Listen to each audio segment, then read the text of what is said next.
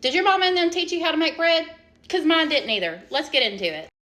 So my nanny was a very particular woman. If you were a woman or if you had long hair, your hair needed to be up in a bun and your hands needed to be washed before you entered the kitchen. Let's go.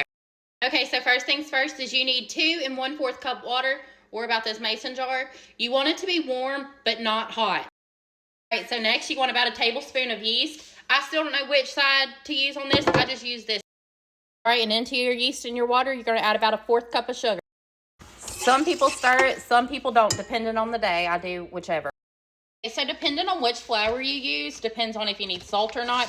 When I use self-rising flour, I don't use salt, but if I use all-purpose flour, make sure you add salt. And into this mixture, we're gonna add 6 cups of flour.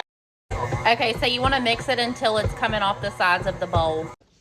All right, so before you knead your dough, wash your counter. Disinfect your counter first. Okay, so one of the things I like to do to make it a little bit easier is to go ahead and put a little bit of oil in your bowl and rub it around with the paper towel. That'll make it so that your dough doesn't stick whenever you transfer that dough over. All right, I like to go ahead and lay down my flour, and I like to keep a cup just in case I need some more. Okay, so I'm doing this left-handed. It's a little hard, but I just like to knead the dough for a little bit, and then I'll put it in the bowl to rest. All right, so there she is in all her glory. You're gonna wanna put a cover over it. My sister made these. She's actually the one that taught me to homestead and to make bread and all the good stuff. You're gonna wanna put it in a warm surface, like the oven with the light on, or if your house is warm, you can just leave it on the counter. You're gonna let it proof for about 45 minutes to an hour. All right, I let this proof for way too long, but whenever it's done, it's gonna look something like this. Okay, as always, disinfect your counter again. I don't care that you done disinfected it. Do it again. Rings off, wash your hands.